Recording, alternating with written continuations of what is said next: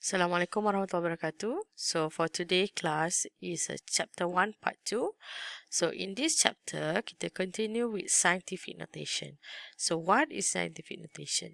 So scientific notation basically is on how you write a number when you have some certain circumstances.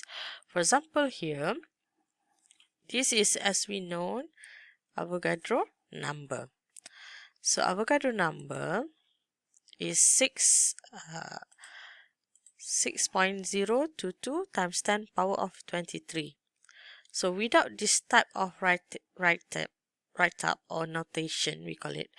So you kena tulis semua nombor yang ada dalam tu. So it is very useful when you have a larger number.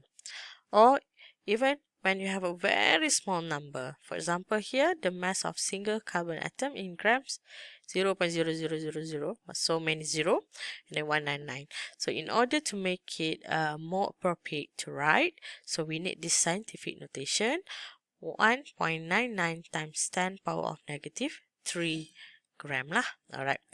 So this is a number, atau kita panggil n lah. N is a number between 1 to 10. And then you have this power exponent. So exponent can be a positive or negative integer. Right. So next one, kita tengok on decimal places, how you write a scientific notation when you have a decimal places. Alright. If you have this type of number, okay, so kita tahu to write a scientific notation, you mesti ada n. N is 1 to 9. Right. So ini 568 point something. So 568, which is more than 1 to 9. So you have to move the decimal place. So kita gerakkan 1, 2. So now dia jadi 5.68. Okay. When you move the decimal places to the left, so the n, the power now, the exponent must be more positive, kan? Ini kita biasa belajar di sekolah. Kalau digerakkan ke kiri, dia akan jadi positive integer. And if you have a very small number, when you move the decimal point to the left, to the right, so you get a negative integer kat sini. Alright?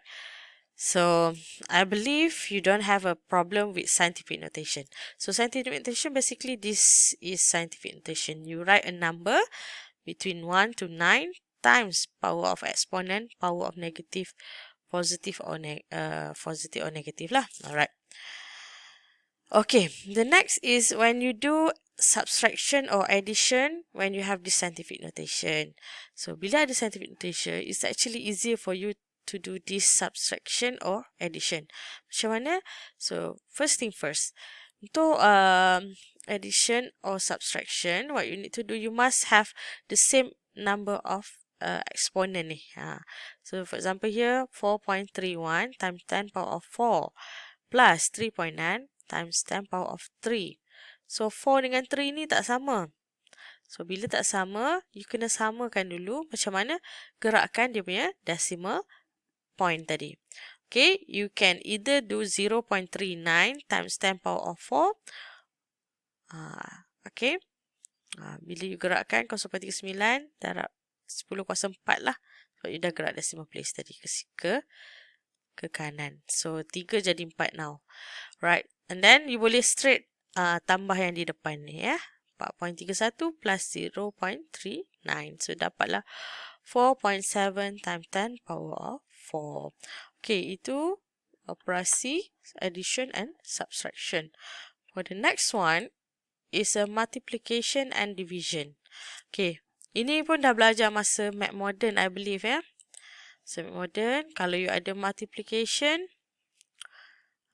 kita boleh ambil yang n tadi, n di depan ni. Kita boleh darab dia directly. And then power tu, you kena tambah asing kan? Alright.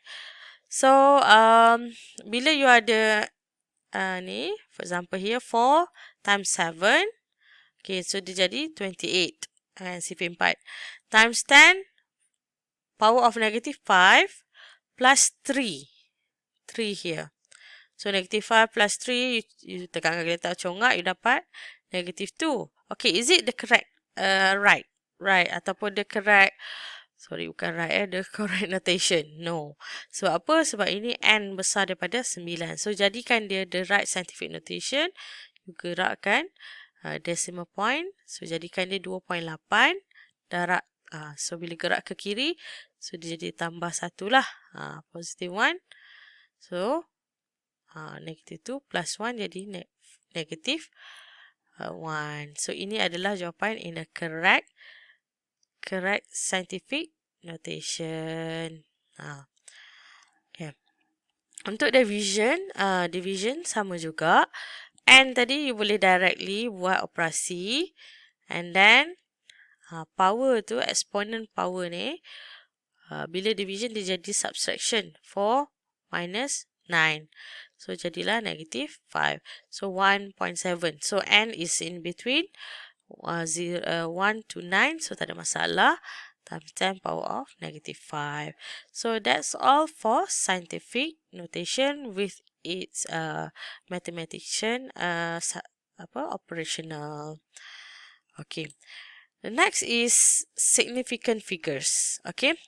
So significant figures is something kita kata either the number or the digit is significant or not. Ada kita ambil kira atau tak. Okay.